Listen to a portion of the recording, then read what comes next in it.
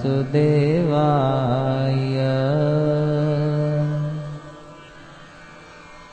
ભગવતે વાસુદેવાય.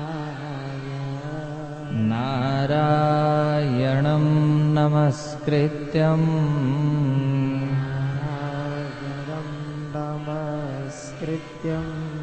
નરં ચૈવ નરોત્તમં.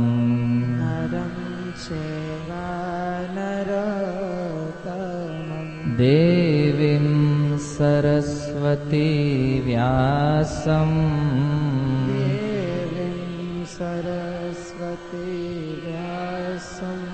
તતો જયમુદીરયે.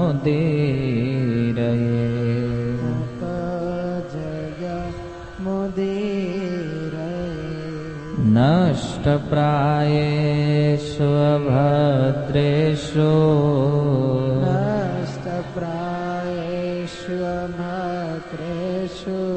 નિત્યં ભાગવત સેવયા.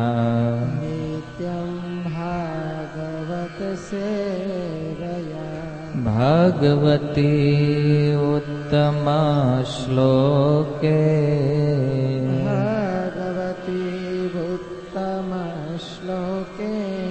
ભક્તિર્ભવતી નષ્ટકિમ.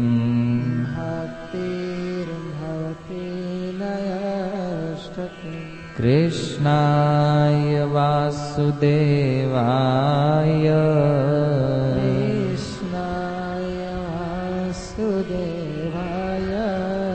દેવકી નંદનાય ચ.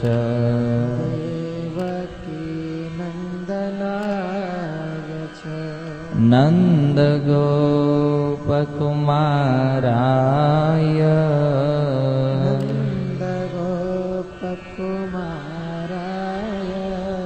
ગોવિંદાય નમો નમઃ.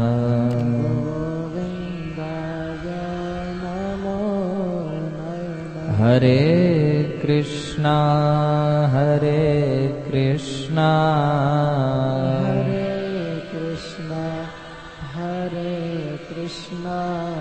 કૃષ્ણા કૃષ્ણા હરે હરે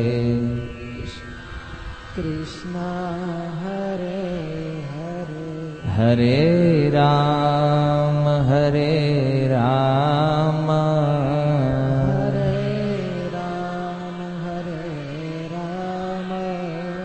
રામ રામ હરે હરે.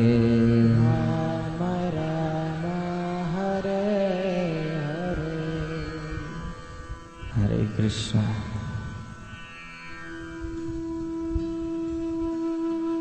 શ્રીમદ ભાગવતમ સ્કંદ 6 અને પ્રથમ અધ્યાયના 7મ શ્લોકની આવૃત્તિ શબ્દથી કરીશું. તો અજામિલ કથાનો પ્રારંભ કરતા પૂર્વ પરીક્ષિત મહારાજના જે પ્રશ્નો છે એ પ્રશ્નના ઉત્તરમાં સુખદેવ ગોસ્વામી કંઈક બોલ્યા છે અને એ જ વાત અહીંયા પ્રસ્તુત થઈ રહી છે આ શ્લોકમાં. પરીક્ષિત મહારાજનો પ્રશ્ન એ હતો કે હે પ્રભુ, જે લોકો નરકમાં જવાના છે એને મારે બચાવવા હોય તો શું કરવું જોઈએ? તો વિચારણીય વાત એ છે કે નરકમાં કોણ જાય છે? નરકમાં કેવલ પાપી વ્યક્તિઓ જાય છે. તો પરીક્ષિત મહારાજનો જે પ્રશ્ન છે કે નરકમાં જવા વાળા જીવોને બચાવવા છે, એનો અર્થ કે જે લોકો ભક્તિ કરે છે, સારા કર્મો કરે છે, એ નરકમાં ક્યારેય નથી જવાના.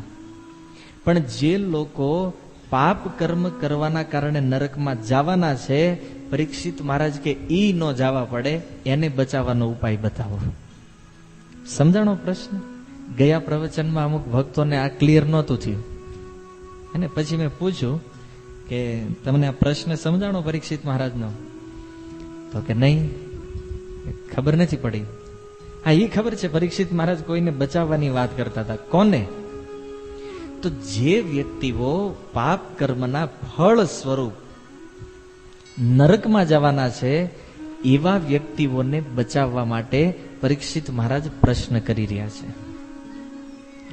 કારણ કે એક વસ્તુ તો ક્લિયર છે કે જે વ્યક્તિ ભક્ત છે, જે વ્યક્તિ પુણ્ય કર્મ કરવા વાળો છે, એ વ્યક્તિ ક્યારેય નરકમાં જાતો નથી. તો બચાવવાના છે પાપીઓને, જેણે જીવનમાં પાપ કર્મ સિવાય નરકમાં જવાના રસ્તા બનાવવા સિવાય બીજું કાંઈ કર્યું નથી. એને કોઈ દિવસ ભગવાનનું નામ નથી લીધું, એને ક્યારેય ભક્તિ નથી કરી, હંમેશા બીજા લોકોને દુખી કરવામાં, બીજા લોકોને સતાવવામાં જેનું જીવન પસાર થયું છે, એવા મહાભયંકર પાપીઓ 28 પ્રકારના નરકોનું વર્ણન આપણે પહેલા જોયું. તો એમાં તમે જોયું હશે કે લોકો કેવા કેવા પ્રકારના પાપ કરે છે, અને એવા પાપ કરવા વાળા જે વ્યક્તિઓ છે એને બચાવવાની આ વાત છે. એ વ્યક્તિઓને બચાવવાના છે. એટલા માટે પરીક્ષિત મહારાજ આ પ્રશ્ન કરી રહ્યા છે. ઓર એક જિજ્ઞાસા મનમાં થાય કે કેમ પરીક્ષિત મહારાજના મનમાં એવો વિચાર કેમ આવ્યો કે પાપીઓને બચાવવા છે? તો એનો ઉત્તર આપતા શીલ પ્રભુપાદજી લખે છે કે પરીક્ષિત મહારાજ એક ભક્ત હતા, અને ભગવાન શ્રી કૃષ્ણનો સાચો ભક્ત એ હંમેશા વિચાર કરે છે કે આ સંસારમાં જે દુખી લોકો છે એના દુઃખને હું કેવી રીતે દૂર કરું. આ ભગવાનના ભક્તોનો સ્વભાવ છે. અને એટલા માટે શીલ પ્રભુપાદજી કહે છે કે પ્રચાર કરો ભગવાનના નામનો. શું કામ? કારણ કે ભગવાનનું નામ જેટલું તમે વધારે લેવડાવશો આ સંસારમાં, એટલા જીવોને તમે નરકમાં જાતા બચાવી રહ્યા છો. એટલા માટે પ્રચાર કરવો જોઈએ. અને પરીક્ષિત મહારાજ તો સાક્ષાત ભક્ત છે. એટલા માટે પરીક્ષિત મહારાજના મનમાં વિચાર થયો કે જો હું કંઈક એવો ઉપાય સુખદેવ ગોસ્વામી પાસેથી કાઢી લઉં કે જે ઉપાયનું પાલન કરી અને આવવા વાળા જેટલા જીવ છે, કળિયુગમાં જેટલા જીવો આવવાના છે, આમાંથી કોઈ જીવ નરકમાં જવો જોઈએ નહીં. કારણ કે ભક્ત ક્યારેય નથી ચાહતો કે બીજા કોઈ જીવને ક્યારેય દુઃખ પ્રાપ્ત થાય. આ છે કૃષ્ણ ભાવનામૃત. ઘણા લોકો પૂછે કે તમે કહો છો આંતરરાષ્ટ્રીય કૃષ્ણ ભાવનામૃત આંદોલન છે આપણે જેમાં છીએ, તો વાસ્તવમાં કૃષ્ણ ભાવના શું છે? કૃષ્ણ ભાવના એ છે કે એકબીજા જીવો પ્રતિ પ્રેમ વધારી અને એક જીવ જે ભગવાનના વિષયમાં જાણે છે એ બીજા જીવને ભગવાનના વિષયમાં માહિતી આપે કે તમે આ કરો, આ કરવાથી તમે આ સંસારમાંથી મુક્ત થઈ જશો. એક રસ્તો જાણવા વાળો વ્યક્તિ જેણે રસ્તો નથી જોયો એને રસ્તો બતાવે છે કે આ ભૌતિક જગતમાંથી ભગવાનના ધામમાં જવાનો રસ્તો કયો છે. એ એક ભક્તનું કર્તવ્ય છે. એટલા માટે શીલ પ્રભુપાદજીએ લખ્યું છે કે જીવ ગમે એટલો પાપી હોય છતાં પણ આપણું કર્તવ્ય શું છે? જે લોકો બુદ્ધિમાન છે, જે ભગવાનના વિજ્ઞાનને જાણવા વાળા છે, એવા વ્યક્તિઓનું કર્તવ્ય છે કે સંસારની અંદર ફસાયેલા જીવોને બચાવે. તમે નદી કિનારે ફરવા નીકળ્યા હોય અને નદી કિનારે ફરતા ફરતા નદીની અંદર કોઈ વ્યક્તિ ડૂબતો હોય, હે ને, માની લો 4-5 વ્યક્તિઓ ડૂબતા હોય અને તમારી અંદર સક્ષમતા હોય, તમે આખી નદીને પાર કરી શકતા હોય તરીને, અને છતાં તમે કાંઠા ઉપર ઉભા ઉભા જોયા કરો કે નહીં હું આને નહીં બચાવું, હું તો અહીંયા મજા લેવા આવ્યો છું, હે ને, હું અહીંયા ફરવા માટે આવ્યો છું નદી કિનારે, ભલે ડૂબતા હું શા માટે બચાવું? વ્યક્તિ વિચાર કરે આવી રીતે મનમાં, મારે શા માટે બચાવવા જોઈએ? જો આ ઉદાહરણોને તમે કંઈક ઠીક રીતે જોવો કે આપણે ફરવા ગયા હોય કોઈ વ્યક્તિ સાથે આવો અકસ્માત થાય, ડૂબતા હોય, આપણને તરતા આવડતું હોય અને છતાં જો એને ન બચાવી તો આ વાસ્તવમાં બહુ મોટું પાપ કાર્ય છે. એટલા માટે પ્રભુપાદજીએ લખ્યું કે જેટલા વિજ્ઞજનો છે, જેને ખબર છે આ સંસારમાંથી બહાર કેવી રીતે નીકળાય, એવા લોકોનું કર્તવ્ય છે કે જેને અહીંથી બહાર નીકળતા નથી આવડતું એને બચાવે. એટલા માટે આપણે પ્રચાર કરવો જોઈએ. સમજાય છે? કારણ કે આપણે જાણતા હોય સંસારમાંથી બહાર નીકળવાનો રસ્તો અને છતાં જો બીજાને ન બતાવી તો આનાથી મોટો પાપી વ્યક્તિ બીજો કોઈ નથી. અહીંયા લખ્યું છે શું કે જે જાણકાર છે એનું કર્તવ્ય છે આ. નથી જાણતો એ તો કઈ રીતે બચાવશે? નદીમાં જે ડૂબી રહ્યા છે એ શું કામ ડૂબે છે? કારણ કે તરતા આવડતું. તરતા આવડે તો કોઈ ડૂબે હાથે? નહીં ડૂબે. પણ તરતા નથી આવડતું એટલા માટે એ વ્યક્તિ બચવાનો ઉપાય કરે છે. અને જે લોકોને તરતા આવડે છે એનામાં બચાવવાની ક્ષમતા છે. તો જે લોકો કૃષ્ણ ભાવનામૃતને જાણે છે હે ને, એ લોકોમાં સંસારના જે લોકો નથી જાણતા એને બચાવવાની ક્ષમતા છે. અને છતાં વ્યક્તિ ઘરે બેઠા બેઠા વિચાર કરે કે નહીં, હું તો ખાલી માળા જ કરીશ, હે ને, હું તો ભાગવત વાંચીશ અને મારું પોતાનું ભજન કરીશ અને પછી હું આ સંસારમાંથી મુક્ત થઈ ભગવાનના ધામમાં જઈશ. આ જીવ ભગવાનને પ્રિય નથી. ખોલો ભગવદ્ ગીતા. ભગવાન શ્રી કૃષ્ણ કહે છે, અર્જુન, જે વ્યક્તિ મારા જ્ઞાનનો પ્રચાર કરે છે હે ને, એ વ્યક્તિ મને જેટલો પ્રિય છે એનાથી વધારે પ્રિય મને કોઈ છે નહીં અને ભવિષ્યમાં ક્યારેય થવાનો નથી. કોનાથી? જે લોકો પ્રચાર કરી રહ્યા છે એનાથી. બહુ મહત્વની વસ્તુ છે. એ એક કર્તવ્ય છે બધા જીવોનું, પ્રચાર કરવો એ. પણ ઘણીવાર એવું જોવામાં આવે છે કે વ્યક્તિ જ્યારે ભક્તિના તત્વને સમજી લે, જાણી લે, પછી વ્યક્તિ વિચાર કરે કે નહીં નહીં, આપણે તો ભજન કરશું આપણું, હું કામ કોકની માથાકૂટમાં પડવું? આ રોજ આટલા બધા લોકોને હર બુધવારે ભેગા કરવા, આ સાવણ ને પ્રસાદ ને કેટલી મગજમારી છે. આ મગજમારી નથી, આ છે કૃષ્ણ ભાવના. કારણ કે તમે જે કાંઈ સેવા કરો છો, માનો અહીંયા કોઈક સાઉન્ડ લઈને આવે છે, કોઈ પ્રસાદ લઈને આવે છે, કોઈ અહીંયા બેસવાની વ્યવસ્થા કરે છે, કોઈ ભગવાનની વ્યવસ્થા કરે છે, તો આ બધી વ્યવસ્થા પાછળનો ઉદ્દેશ શું છે? આ વ્યવસ્થા શા માટે કરવામાં આવે છે? કે તમે બધા કૃષ્ણ ભાવનાનો લાભ લઈ શકો. હે ને? આ વ્યવસ્થા ખાલી અહીંયા 10 જણ કરે છે. અત્યારે અહીંયા આપણે 200 જણ બેઠા છીએ, એમાંથી આ વ્યવસ્થા કોણ કરે છે? ખાલી 10 વ્યક્તિઓ એવા છે જે આ એરેન્જમેન્ટ કરે છે, જેના કારણે બીજા 180 જે ભક્તો છે એ કથા સાંભળી શકે. એટલા માટે આ છે કૃષ્ણ ભાવના. તો પરીક્ષિત મહારાજ એક મહાન ભક્ત હતા. એટલા માટે એણે વિચાર કર્યો કે ભલે પાપ કરતા હોય પણ આ લોકોને બચાવવાના છે. તો આ પ્રશ્નના ઉત્તરમાં સુખદેવ ગોસ્વામી આ શ્લોક બોલી રહ્યા છે, જેનું ઉચ્ચારણ આપણે અહીંયા કર્યું.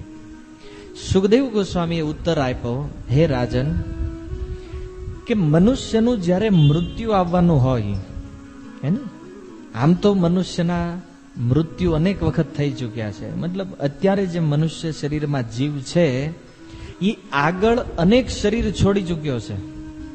પણ સુખદેવ ગોસ્વામી એ કહી રહ્યા છે કે હવે જે મૃત્યુ આવવાનું છે, મતલબ અત્યારે જે શરીર આપણી પાસે છે, જે શરીર હું તમે લઈને બેઠા છીએ, આ શરીર મરે એની પહેલા શું કહે છે? પોતાના મનથી, વચનનો અર્થ છે વાણીથી અને શરીરથી. એને વ્યક્તિ 3 રીતે પાપ કરે છે. એક તો મનથી પાપ કરે છે. મનના પાપ કેવા છે? તો જે પાપ ખાલી 2 જ વ્યક્તિ જોઈ શકે. એક એ વ્યક્તિ પોતે અને બીજું ભગવાન.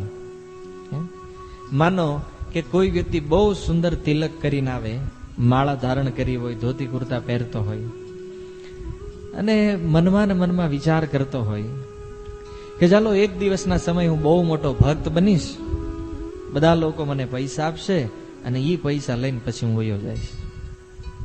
મનથી પાપ. માની લો કોઈ સુંદર સ્ત્રીને જોઈ લે ને વિચાર કરે કે કમસે કમ આવી પત્ની મળી હોત, આ સ્ત્રી સાથે હું સંબંધ બનાવીશ, આ સ્ત્રીને ભોગ કરવા જેવી છે, મનથી પાપ કરે છે. હે ને?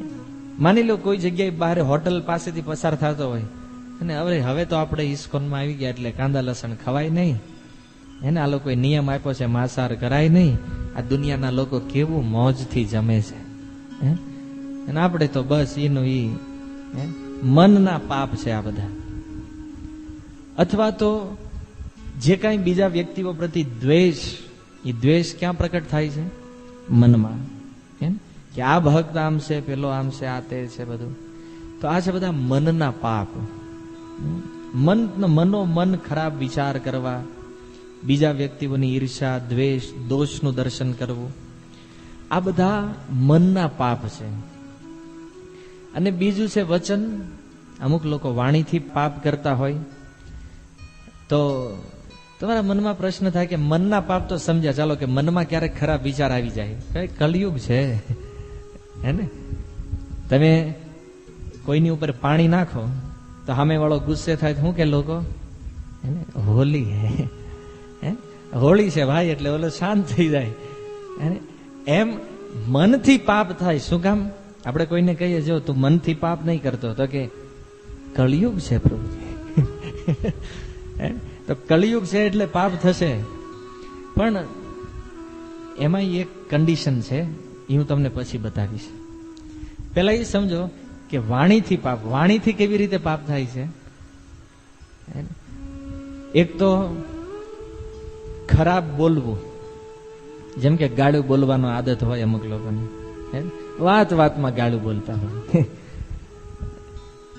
અમુક એમાંય તમે સુરત જેવા શહેરમાં તો આનો અનુભવ કર્યો છે. લોકો સમજે છે કે અમુક એક જાતિ એવી છે કે જે લોકો ગાળું સિવાય એની વાત જ ગાળથી પ્રારંભ થાય. એમ તો વ્યક્તિ વિચાર, ક્યારેક મને વિચાર આવે છે કે આ લોકો કેમ આટલું, પણ સ્વાભાવિક રીતે આ વાણીનું પાપ છે. અને શ્રીમદ રાધા ગોવિંદ મહારાજ કહે છે આ પ્રસંગના વિષયમાં કે ફિલ્મી ગીતો ગાવા, અમુક લોકોને પિક્ચરના ગીત ગાવાની આદત હોય, તો ફિલ્મી ગીતો ગાવા એ તે એક પાપ છે. અને એના ફળ સ્વરૂપે વ્યક્તિને નરકની પ્રાપ્તિ થાય છે. એટલા માટે જ્યારે ગાવાની ઈચ્છા થાય તો એ ફિલ્મી ટ્યુનમાં હરે કૃષ્ણ મહામંત્ર ગાવો, હે ને? કારણ કે ઘણા એવા ફિલ્મી ગીત છે કે જેમાં તમે મહામંત્રને ફિટ કરી શકો. તો એવું એકાદું સોંગ જે તમને બહુ ગમતું હોય તેમાં મહામંત્રની ટ્યુન બેહાડવી જોઈએ અને મહામંત્ર ગાવો જોઈએ. ફિલ્મોને જોવાથી, ફિલ્મોને સાંભળવાથી વ્યક્તિ પાપ કરે છે વાણીથી. કારણ કે પેલા ઓલો ડાયલોગ હીરો બોલતો હોય પિક્ચરમાં અને પછી આ ભાઈ બોલતા હોય સત્સંગમાં, અને મનમાં ઈ વિચાર આવ્યા કરે કે આ પિક્ચરમાં આમ કેમ થયું છે, આમ કેમ થયું છે. અને પછી વ્યક્તિ બોલે ફિલ્મોના વિષયમાં, ફિલ્મી ગીતો ગાય છે. અને ગ્રામ્ય ચર્ચાઓ, બીજાના દોષને ગાવા. જોયું હોય તો જોઈ લે, ઓલો ભાઈ આમ કરે છે, ઓલો આમ કરે છે, આને તે કર્યું છે, આને આનો કરવું જોઈએ. પછી તમે પૂછો એને કે તમે કોઈની નિંદા કરો છો, તો કે નહીં. તો આપણે કેવી આ વાત કેમ કરી, તો કે પેપરમાં લખ્યું હતું. તમે એક સિદ્ધાંત સમજો, બહુ મહત્વપૂર્ણ છે વાણીના પાપ માટે, કે વ્યક્તિ જ્યારે બીજાના પાપને બોલે છે તોય વ્યક્તિને પાપ લાગે છે, ઓલા કરતા વધારે. જેણે પાપ કર્યું છે એની કરતા વધારે પાપ લાગે છે જ્યારે તમે બીજાના પાપને દોહરાવો છો. એમ માની લો કોઈની હત્યા કરી નાખી તો લોકો શું બોલે છે, આવીને પૂછે પ્રભુજી તમને ખબર છે શું, ઓલા ફલાણા ભાઈને મારી નાખ્યું. આ વસ્તુ શું થઈ, બીજાના પાપને ગાવું. તો જે વ્યક્તિ રાત દિવસ બીજાના પાપની ચર્ચા કરે છે એ વ્યક્તિ નિશ્ચિત નરકમાં જવાનો છે. અને ખાસ કરીને ન્યૂઝપેપરથી, કારણ કે જેવું ન્યૂઝપેપર વાંચે એટલે અમુક અમુક ખબર તો મગજમાં સ્ટોર કરી લે કે આમ જ થયું છે, આમ જ થયું છે. પછી પ્રવચન ચાલુ ન થયું હોય તો બહાર વાત કરતા હોય, ચર્ચા કરે બહાર કે પ્રભુજી તમને ખબર છે આજ આમ થયું છે. એટલે તરત તમે પૂછો કોઈને આવ્યા હોય તો ગયા બુધવારે કયો શ્લોક ચાલ્યો હતો. હકીકત ચર્ચા આ કરવી જોઈએ. આવીને જો કદાચ તમારી પાસે ટાઈમ હોય, તમે વહેલા આવી જતા હોય તો તમારે ચર્ચા એ કરવી જોઈએ કે પ્રભુજી ગયા વખતે શું શ્લોક ચાલ્યો હતો, આપણે શેના વિષયમાં શ્રવણ કર્યું હતું. આની ચર્ચા થવી જોઈએ. ભક્તનું આ લક્ષણ છે. એને ગીતામાં કૃષ્ણ કહે છે કે મારા જે ભક્તો છે બોધયંત પરસ્પરમ, એકબીજાને અરસપરસ બોધ આપતા રહે છે, એકબીજાને શીખવાડે છે, એકબીજાની વચ્ચે મારી કથાઓને ગાય છે. આ ભક્તનો સ્વભાવ છે. અને આપણે ઈ ગામનો કચરો પાછો સવારનો મગજમાં ભર્યો હોય એને ઈ કચરાને લઈને પછી અહીંયા ઠલવે સત્સંગમાં. પ્રભુજી તમને ખબર છે આજ તો પેપરમાં આવું આવ્યું છે. તો ન્યૂઝ પેપર જે છે એ વાસ્તવમાં સૌથી મોટો કચરો છે. પણ અમુક લોકોને આદત છે કે નહીં ન્યૂઝપેપર વાંચવું જ પડશે. વાંચો એનો વાંધો નથી, પણ ખાલી હેડલાઇન્સ વાંચો બસ. અંદર ઊંડા ન ઉતરી જાવ બહુ કે ઈ જે પાપ અંદર લખેલા છે આપણા મગજમાં બેસી જાય. એમ અમુક લોકો ન્યૂઝપેપર વગર ન જ હાલતું હોય, વાંચો વાંધો નથી, પણ ખાલી હેડલાઇન વાંચો. તમારે જરૂર છે એટલું વાંચીને બંધ કરીને મૂકી દો. અને પછી પેપર વાંચવામાં 5 મિનિટથી વધારે સમય ન લાગવો જોઈએ ક્યારેય. અંદર ઊંડું નથી ઉતરી જવાનું. પેલા હેડલાઇન વાંચે, પછી નીચે ડિટેલ વાંચે, કેમ આમ થયું છે, કોણે આ કર્યું છે, શા માટે કર્યું છે, એ બધામાં પડવાની જરૂર નથી. આ તો જેને ન્યૂઝપેપર વગર ન હાલતું હોય એની વાત છે. એકવાર બહુ સુંદર ઘટના છે. પ્રભુપાદજીના શિષ્ય શ્રીપાદ રાધાનાથ મહારાજ એક યુનિવર્સિટીમાં પ્રવચન આપતા હતા. તો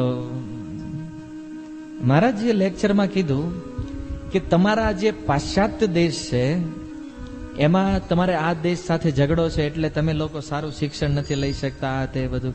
તો એક વિદ્યાર્થી હાથ ઊંચો કર્યો કે મહારાજજી મારો એક પ્રશ્ન છે. શું? એ કે તમે જે લડાઈની વાત કરો છો કે અમારા દેશ ને બાજુવાળા દેશ હારે લડાઈ થઈ હતી, એ લડાઈને 20 વર્ષ વયા ગયા છે. એ 20 વર્ષ પહેલા બન્યું હતું, અત્યારે બધું પૂરું થઈ ગયું છે. કારણ કે મહારાજજી પહેલા ન્યૂઝપેપર વાંચતા, પછી જયારે ભક્ત થઈ ગયા તો એમણે તો પેપર વાંચવાનું બંધ કરી દીધું. તો મહારાજે પહેલા વાંચેલું એ મગજમાં હતું કે આ બે દેશો વચ્ચે લડાઈ થઈ હતી, અને એમણે ત્યાં કીધું કે તમારા દેશ તો અત્યારે યુદ્ધમાં સપડાયેલો છે. તો એ છોકરાએ કીધું મહારાજજી નહીં, એ યુદ્ધ તો 20 વર્ષ પહેલા પૂરું થઈ ગયું. એટલે અમુક લોકોને જરૂર હોય માહિતી લેવાની, પણ ખાલી હેડલાઇન્સ વાંચો બસ. અંદર ઊંડું ઉતરવાની જરૂર નથી. કારણ કે જો ઊંડા ઉતરશો તો એ પાપ જે છે એ મનમાં બેસશે, તમારા મનમાં એન્ટ્રી લઈ લેશે. પછી શું થશે કે એ મનમાં બેઠેલું પાપ તમે વાણી દ્વારા રજૂ કરશો ગમે ત્યાં. આજ નહીં તો વર્ષો પછી તે, પણ મનમાં બેઠેલું એ પાપ વાણી દ્વારા રજૂ થશે. હે ને? એટલા માટે તમે કર્મના બંધનમાં ફસાશો. એટલે કહે છે સુખદેવ ગોસ્વામી કે વાણીથી ક્યારેય પાપ કરવું જોઈએ નહીં. બહુ ભયંકર છે વાણીનું પાપ, અને કળિયુગમાં આ જ ચાલી રહ્યું છે મુખ્યત્વે. આપણે કોઈને પૂછીએ કે તમે ભજન કરો કેમ, તો એ કે નહીં પ્રભુજી હું કોઈ પાપ કરતો જ નથી, મારે શું ભજનની જરૂર છે. બતાવો છે કોઈ એવો બિઝનેસમેન, કોઈ વ્યક્તિ જે ભક્તિ નથી કરતો, ઈ કે જે કોઈની નિંદા ન કરતો હોય. ભક્તોય કરે છે, પછી સામાન્ય લોકોની શું વાત કરવાની. હે, આ નિંદાની જે બીમારી છે એ ભક્તોમાંય છે. તો પછી સામાન્ય લોકો જે શાસ્ત્ર જાણતા જ નથી એવા લોકો પાપ કરે, આમાં શું નવી વાત છે.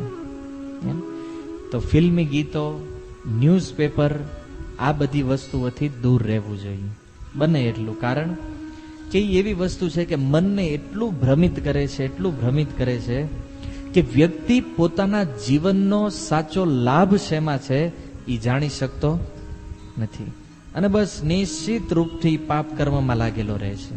અને વાણીનું પાપ હવે તમે જ્યારે કોઈની નિંદા કરો ને ત્યારે તમને આ પ્રવચન યાદ આવવું જોઈએ કે નહીં, પ્રભુજીએ કીધું તું આપણે વાણીથી પાપ કરવાનું નથી, બીજાનો કચરો ધોવાનો નથી.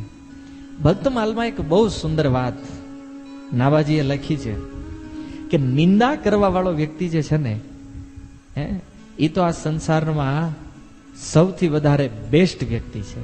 કેમ? તને લખ્યું કે ભગવાને આ સંસારની ગંદકીને સાફ કરવા માટે બે વસ્તુ બનાવી છે. એક સુવર, ડુક્કર, તમે જાણો છો ને, જેટલો કચરો હોય બધું ડુક્કર ખાઈ જાય. સંસારના મળને ડુક્કર ગ્રહણ કરે. અને બીજો છે આ નિંદક, કે નિંદા કરવા વાળો વ્યક્તિ છે એ તે આ સંસારના પાપને પોતાની વાણી દ્વારા નષ્ટ કરે છે, અર્થાત ગ્રહણ કરે છે. તો એક પ્રશ્ન થયો કે આ બે માંથી શ્રેષ્ઠ કોણ?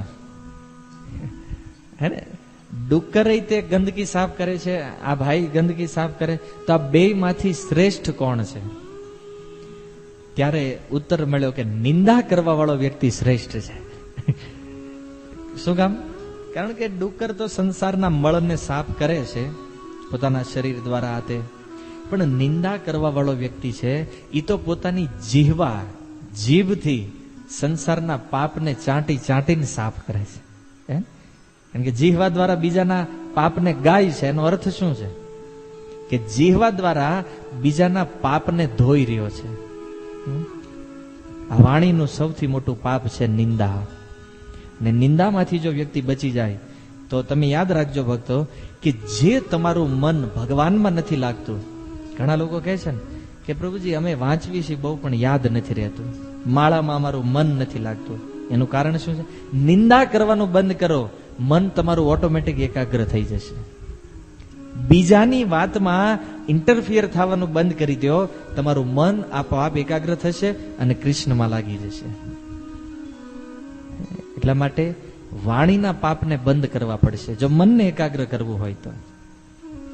કારણ કે મન, વાણી અને શરીર આ ત્રણેયનું કનેક્શન છે. ઉપદેશામૃતનો જે પ્રથમ શ્લોક છે, વાચો વેગમ મનસ ક્રોધ વેગમ જીહવા વેગમ ઉદરોપસ્થ વેગમ એતાન વેગાન યો વિષહેત ધીર સર્વામ અભિમામ પૃથ્વીમ સ શિષ્યાત. તેમાં સૌથી પહેલો એવું મનનો વેગ. મનના વેગને સહન કરવો જોઈએ. મનમાં જે આવેગ આવી રહ્યા છે, વિચારો જે થઈ રહ્યા છે, એને સહન કરવું જોઈએ. અર્થાત એની ઉપર કંટ્રોલ કરવાનો પ્રયાસ કરવો જોઈએ.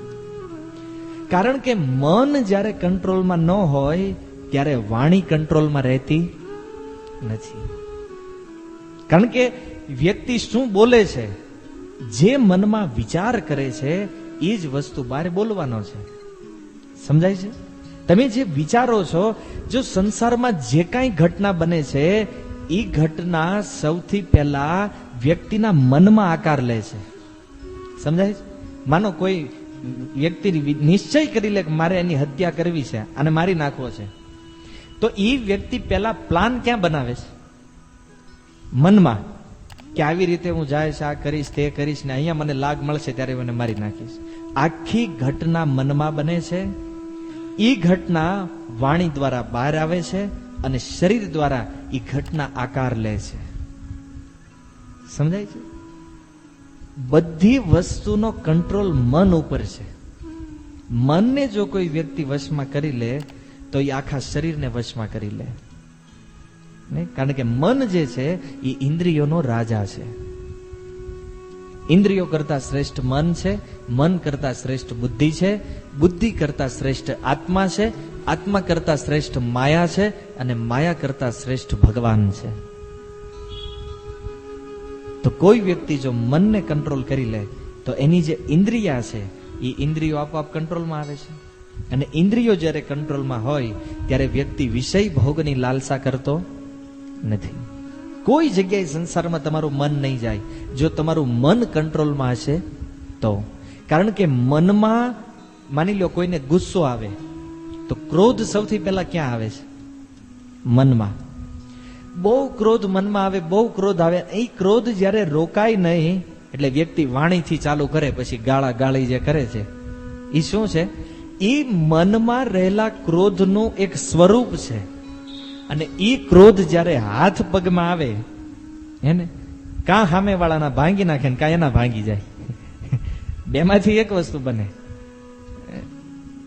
અને ઈ ભાઈને તમે જોવો, એને જ્યારે તમે જોવો પછી એ વ્યક્તિને પૂછો કે આમ કેમ થયું, એ કે એ વખતે મારું મગજ છટકી ગયું હતું, હે ને, જો હું શાંત રહ્યો હોત ને તો આ ન થાત. સમજાય? તો જો મનમાં જન્મેલો ક્રોધ એ વાણીમાં આવ્યો પછી, અને વાણીથી પછી સ્વરૂપગત આકાર ધારણ કરે છે. એટલા માટે આ એક કનેક્શન છે. રૂપ ગોસ્વામી એટલે જ કહે છે વાચો વેગમ, પેલા વાણીને કંટ્રોલ કરો. શેનાથી થશે? તો કે મનસ, મનના વેગથી. અને વાચો વેગમ મનસ ક્રોધ વેગમ, અને મન જો કંટ્રોલમાં હશે તો એ ક્રોધ કંટ્રોલ થઈ જાય ને ભાઈ. આને વાણીમાં કે શરીરમાં લાવવાની જરૂર નથી. એટલા માટે અહીંયા કીધું છે કે વ્યક્તિ 3 પ્રકારે પાપ કરે: મનથી, વાણીથી અને શરીરથી. તો શરીરના પાપ તો તમે જાણો છો, બીજાને મારવું, કોઈનું લઈ લેવું, આ તે પાપની સંખ્યા અનેક છે. અને શરીરના પાપ આપણી વચ્ચે થઈ રહ્યા છે. તો આ 3 પ્રકારથી જે વ્યક્તિ પાપ કરે તો કયા પાપનું કયું ફળ આપવાનું છે એનો નિર્ણય, એના કર્મનો નિર્ણય ધર્મ શાસ્ત્ર અનુસાર કરવામાં આવે છે. એક પ્રશ્ન મનમાં થાય, તો ધર્મ શાસ્ત્ર શું છે? મનુ સંહિતા ઇત્યાદિ જે શાસ્ત્રો છે એને ધર્મ શાસ્ત્ર કહેવામાં આવે છે. અને એની સંખ્યા કેટલી છે જાણો છો તમે? ધર્મ શાસ્ત્ર 80 પ્રકારના છે. 80 ધર્મ શાસ્ત્રો છે. આ મનુ સંહિતા, યાજ્ઞવલ્ક્ય સ્મૃતિ ઇત્યાદિ. અને એમાં લખ્યું છે કે કયું કર્મ કરવાથી કયું ફળ મળે. તમારે સ્વર્ગમાં જવું છે તો કયું કર્મ કરવું જોઈએ, તમારે નરકમાં જવું છે તો આવા પાપ કર્મ કરવાળા નરકમાં. આ 80 પ્રકારના શાસ્ત્રોમાં આ જ વાત લખવામાં આવી છે કે આ કર્મનું આ ફળ મળશે. તો કેવળ પાપ નથી લખ્યા, એમાં પાપ લખ્યું છે, એ પાપનું ફળ લખ્યું છે, અને એ પાપમાંથી બચવાનો ઉપાય, કેવી રીતે વ્યક્તિ પાપમાંથી બચે, એ વસ્તુ તે આ મનુ સંહિતા ઇત્યાદિ શાસ્ત્રોમાં લખવામાં આવી છે. પણ એક મનમાં વિચાર થાય કે પાપ કોને કહેવાય? ડેફિનેશન શું છે પાપની? પાપ એટલે શું? તમને કોઈ પૂછે તો શું જવાબ આપો તમે? પાપ એટલે? પાપનો અર્થ જ એ છે કે જે શાસ્ત્રથી વિરુદ્ધ કર્મ હોય, હે ને? શાસ્ત્રમાં જે બતાવવામાં આવ્યું છે એનાથી વિપરીત કર્મ જે કરે છે એને પાપ કહેવામાં આવે છે. શાસ્ત્રમાં લખ્યું છે કે પ્રત્યેક જીવે ભગવાનની સેવામાં લાગવું જોઈએ. એની બદલે જીવ ભગવાનની સેવાને છોડીને માયાની સેવા કરી રહ્યો છે, બસ આ જ પાપ છે. જે વ્યક્તિ ભજન નથી કરતો એ જ વાસ્તવમાં પાપ કરી રહ્યો છે. એટલા માટે વ્યક્તિ મન, વાણી અને શરીર દ્વારા નિરંતર પાપ કરતો રહે છે, રાત દિવસ પાપ કરે છે. અને આવી રીતે પાપ કર્મ કરતા કરતા કર્મનું બહુ મોટું બંધન જ્યારે એ વ્યક્તિને લાગે છે તો સુખદેવ ગોસ્વામી કહી રહ્યા છે કે મનુ સંહિતા જેવા 80 ધર્મશાસ્ત્રમાં જે પાપના પ્રાયશ્ચિતની વિધિ બતાવવામાં આવી છે, એ વિધિ અનુસાર જો કોઈ વ્યક્તિ એ પાપનું પ્રાયશ્ચિત નથી કરતો, એ વ્યક્તિને મૃત્યુ પછી અવશ્ય, અહીંયા લખ્યું છે કે ધ્રુવમ સવૈ પ્રત્ય નરકાનુપૈતિ. સુખદેવ ગોસ્વામી પહેલા કીધું ધ્રુવમ, કે એને નિશ્ચિત રૂપથી નરકાનુપૈતિ, નરકમાં જવું પડે છે. તો એક પ્રશ્ન થાય, આ શ્લોકને જો તમે ભાગવતમમાં જોશો કે અહીંયા લખ્યું છે ધ્રુવમ સવૈ. વૈ શબ્દ શા માટે લખી રહ્યા છે સુખદેવ ગોસ્વામી અહીંયા? તો વૈ શબ્દનો અર્થ છે નિસંદેહ, ફરજિયાત, અને ધ્રુવમ શબ્દનો અર્થ છે નિશ્ચિત. તો વ્યક્તિ જ્યારે નરકમાં જવાનો છે તો પછી એના માટે 2 વખત કેમ લખ્યું? ધ્રુવમનો અર્થ છે નિશ્ચિત, કન્ફર્મ જવાનો છે, અને વૈ શબ્દનો અર્થ છે નિસંદેહ. આમાં કોઈ શંકા નથી. ઘણા લોકો સંશય કરતા હોય ને કે આ નરક વાળું જે છે એ સાચું નથી, આવું બધું હોય નહીં, આપણને બીવરાવા હાટું કહે છે, આપણે પાપ ન કરવી ને એટલે. પણ જો સુખદેવ ગોસ્વામી કન્ફર્મેશન આપી રહ્યા છે, ધ્રુવમ સ વૈ, મતલબ પરીક્ષિત નિશ્ચિત રૂપથી નરકમાં જવાનો છે, આમાં કોઈ સંદેહ છે નહીં, આમાં કોઈ જાતનો ઓપ્શન નથી કે આ નહીં જાય. કોણ? જે વ્યક્તિ મન, વચન અને શરીરથી પાપ કરી રહ્યો છે. તો પરીક્ષિત મહારાજે કીધું, તો હું તમને એ જ પૂછું છું કે આવડાને બચાવવું હોય તો?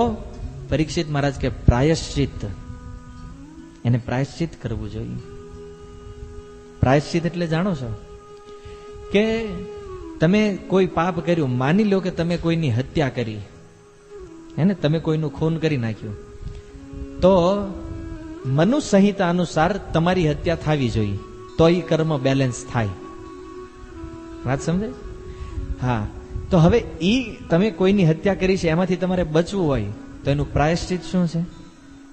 તો મનુ સંહિતા ખોલો તો એમાં આવશે કે ભાઈ તમારે 2 વર્ષ સુધી કેવલ પાણી પીને જીવવાનું છે, કે તમારે 2 વર્ષ સુધી કન્ટિન્યુ યજ્ઞ કરવો પડશે, આ કરવું પડશે, હોમ હવન મંત્રો બ્રાહ્મણોને ભોજન, અનેક પ્રકારના કર્મકાંડનું વર્ણન આ મનુ સંહિતામાં છે. તો એ પ્રમાણે તમારે તમારા કર્મના ફળનું પ્રાયશ્ચિત કરવું પડે છે. અને જો એ વ્યક્તિ પ્રાયશ્ચિત નથી કરતો અને પ્રાયશ્ચિત કરે એ પહેલા જો એનું મૃત્યુ થઈ જાય તો એ વ્યક્તિને નિશ્ચિત રૂપે નરકમાં જવું પડે છે. આમાં કોઈ સંદેહ છે નહીં, ફરજિયાત કમ્પ્લીટ એને જવું પડશે. અને ખાલી જવાનું છે એવું નથી, હે ને? કારણ કે જવાનું તો નિશ્ચિત છે જ, આપણે બધા જાણીએ છીએ જવાનું છે એ કન્ફર્મ છે, પણ ત્યાં જઈને તે ભીષણ કષ્ટ, મહાભયંકર દુઃખ લાગવાનું છે. અને એ ભીષણ કષ્ટ કેવું છે આપણે આગળ આનું વર્ણન જોઈ ચૂક્યા છે. સુખદેવ ગોસ્વામી એ જ કહે છે કે હું આ પેલા મેં તને કહી દીધું છે, હે ને, કેવી રીતે વ્યક્તિ કષ્ટ ઉઠાવે છે. આ ચર્ચા 5મ સ્કંદના અંતિમ અધ્યાયમાં થઈ ચૂકી છે. અને એટલા માટે કહે છે કે વ્યક્તિએ પ્રાયશ્ચિત દ્વારા નિરાકરણ કરવું જોઈએ. હવે તમે વિચાર કરો કે તમે જ્યારે 4 વર્ષના હતા અને તમે જે પાપ કર્યા છે તમને યાદ છે? કીડી મારી નાખી હોય એનું પ્રાયશ્ચિત કરવું પડે ભાઈ, મકોડો મારી નાખ્યો હોય, ક્યારેક ક્યારેક માખીઓ મારી નાખી હોય. આ બધું એટલે કહું છું કે આપણે બધા જયારે 4થું ભણતા હતા, 3જું, ત્યારે બધા સૌરાષ્ટ્રમાં હતા. ત્યાં તો આ જ હોય ને, કીડી, મકોડા, માખ્યું, તો આપણે માર્યું હોય છે. ક્યારેક ઝાડવા તોડી નાખ્યા છે, કુમળા ઉગતા હોય.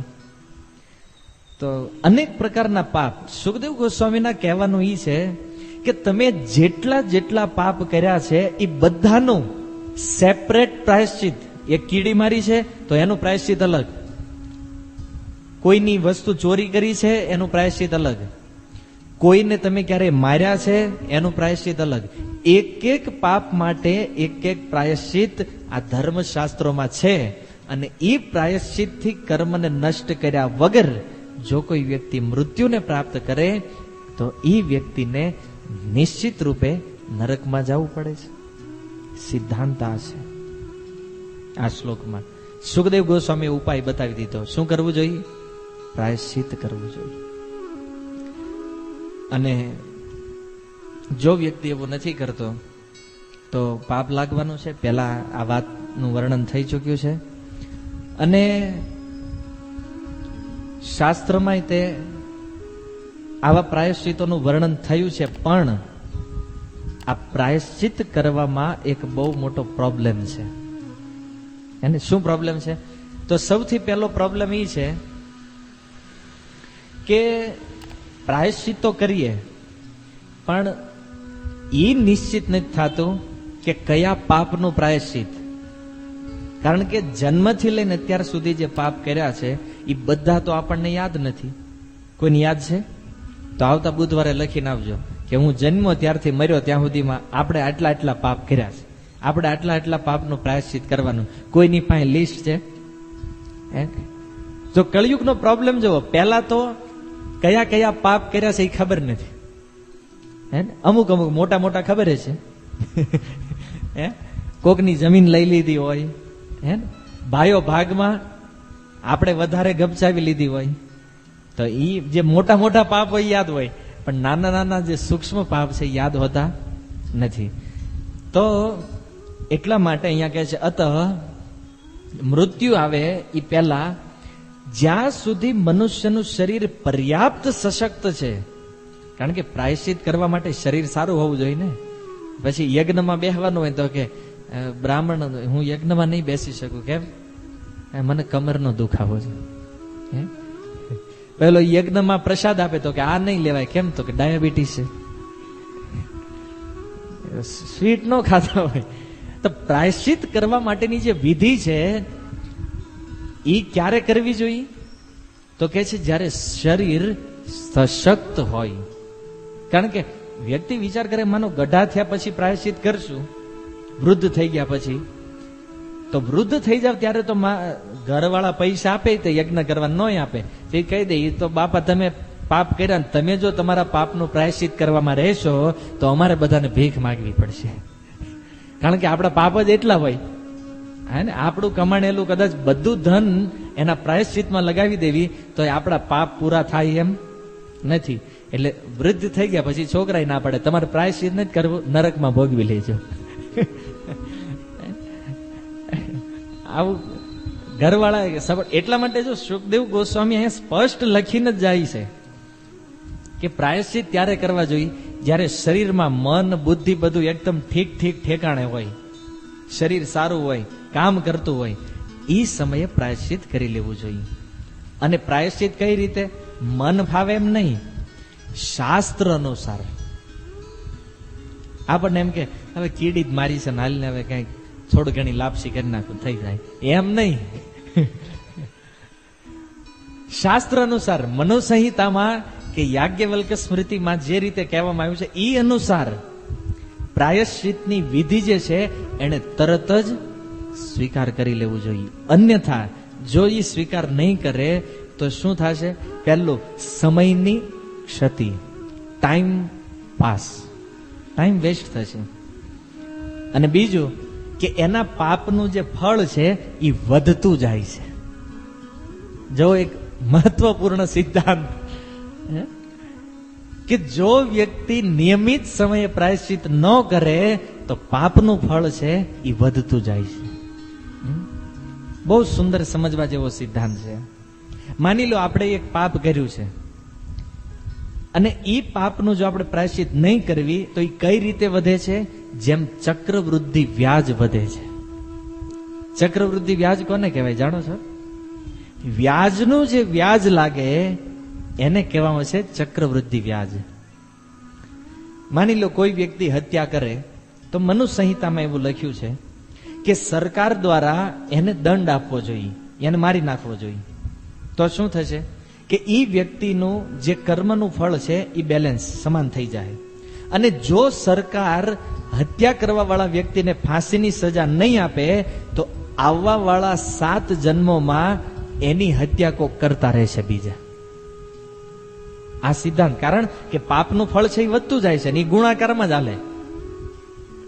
સુખદેવ ગોસ્વામી કહે છે કે જો તમે પાપના પ્રાયશ્ચિત નહીં કરો તો ચક્રવૃદ્ધિ વ્યાજની જેમ એ વધતું રહે છે, મલ્ટીપ્લાય થતું રહે છે, એનો ગુણાકાર થયા કરે છે. હવે વિચાર કરો કે કરોડો કરોડો જન્મથી આપણે પાપ કરતા આવ્યા છે અને એના પ્રાયશ્ચિત આપણે કર્યા નથી. એનું પ્રાયશ્ચિત આપણે નથી કર્યું તો ઈ પાપ કેટલા ગણું વધી ગયું હશે આજે, આજની સ્થિતિમાં તમે અંદાજ લગાવી શકો છો. પણ આ સ્થિતિમાં આપણે બેઠા છીએ કારણ કે નિશ્ચિત કાંઈક એવી વિધિ છે કે આ ચક્રવૃદ્ધિ વ્યાજને કાપી શકે, એને અટકાવી શકે, એવી કાંઈક વિધિ છે. પણ સુખદેવ ગોસ્વામી એ વિધિ અત્યારે બતાવતા નથી. એ આગળના શ્લોકમાં આવશે. અત્યારે તો એ પ્રાયશ્ચિત બતાવી રહ્યા છે. પાપમાંથી મુક્ત થવું હોય એને પ્રાયશ્ચિત કરી લેવું જોઈએ. અને જો નહીં કરે પાપનું ફળ વધશે.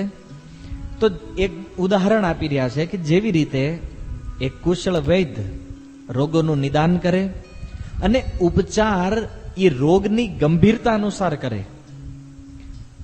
તમે દવાખાને જાઓ, ડોક્ટર રિપોર્ટ કરે અને રિપોર્ટ કરીને કે તમને ટાઇફોઇડ છે, તો એમ નો કે ગાલ્યો આ 3 ટાઈમની ગોળી ઘરે જઈને પી લેજો. ટાઇફોઇડ હોય તો દવાખાનામાં દાખલ કરે, બાટલા ચડાવે, ઇન્જેક્શન આપે, કારણ કે રોગ ગંભીર છે. જેટલો રોગ ગંભીર હોય એટલો એનો ઈલાજ ગંભીર. અને રોગ જેટલો, માનો શરદી થઈ હોય તો કહી દે હાલે આ બાટલી મેડિકલમાં લઈને પી જાજે, થઈ જાય. તો કેટલો ટાઈમ? તો કે તને ફાવે એટલો ટાઈમ, કે એમાં કઈ નુકસાન ન હોય. રોગ સામાન્ય હોય તો દવા સામાન્ય હોય, પણ કેન્સર વાળો એને એમ કે ડોક્ટર હાલે એટલી દવા તને મન ફાવે એમ પીજે ઘરે જઈને, એમાં ન કે. કારણ કે રોગની ગુણવત્તા અનુસાર એનો ઈલાજ કરવામાં આવે. એમ જેટલું મોટું પાપ એટલું એનું પ્રાયશ્ચિત મોટું, ભયંકર. તો વ્યક્તિએ પ્રાયશ્ચિત કરવું જોઈએ, પણ પાપના ઊંડાણને સમજીને કે મેં કેટલું ભયંકર પાપ કર્યું છે અને એ પાપ અનુસાર એને પ્રાયશ્ચિત કરવું પડશે. અને જો એ પ્રાયશ્ચિત નહીં કરે તો એ વ્યક્તિ નિશ્ચિત રૂપમાં કર્મના બંધનમાં એવો ફસાય છે કે કરોડો જન્મો સુધી એ કર્મના બંધનને કાપવાનું એના માટે મુશ્કેલ થઈ જાય છે. અને એ વ્યક્તિ આ પાપનું જે ચક્ર છે એમાં ફસાઈ જાય છે. એના અનુસાર ક્યારેક નરકમાં જાય, વળી પાછો જન્મ લે છે, વળી નરકમાં જાય, વળી જન્મ લે છે, અને આ રીતે એ ચક્ર ચાલતું રહે છે. નરકમાં જાય, થોડા કર્મને ભોગવે, વળી પાછો આવે તો અહીં ચક્રવૃદ્ધિ વ્યાજ વધી ગયું હોય, તો એના ફળ સ્વરૂપ વળી પાછો નરકમાં જાય, વળી શુદ્ધ થઈને આવે તો અહીંયા બીજું ચક્રવૃદ્ધિ વ્યાજ વધી ગયું, વળી પાછો નરકમાં. તો આ ફેરા ખાતો રહે છે. એટલા માટે વ્યક્તિએ કુશળ ભક્તોની પાસે જઈ અને વિચાર વિમર્શ કરવો જોઈએ કે આમાંથી બચવાનો રસ્તો શું છે. જેમ પરીક્ષિત મહારાજ સુખદેવ ગોસ્વામીની પાસે જઈ અને આ વિચાર વિમર્શ કરી રહ્યા છે મૃત્યુમાંથી બચવા માટે, પાપથી. જો કે ગીતામાં તો ભગવાન શ્રી કૃષ્ણે સીધો રસ્તો બતાવ્યો છે. સર્વ ધર્માન પરિત્યજ્ય મામ એકમ શરણમ રજ અહમ ત્વામ સર્વ પાપેભ્યો મોક્ષિષ્યામિ મા શુચ. અર્જુન, મારા શરણમાં આવી જાઓ, કોઈ પાપ નહીં લાગે.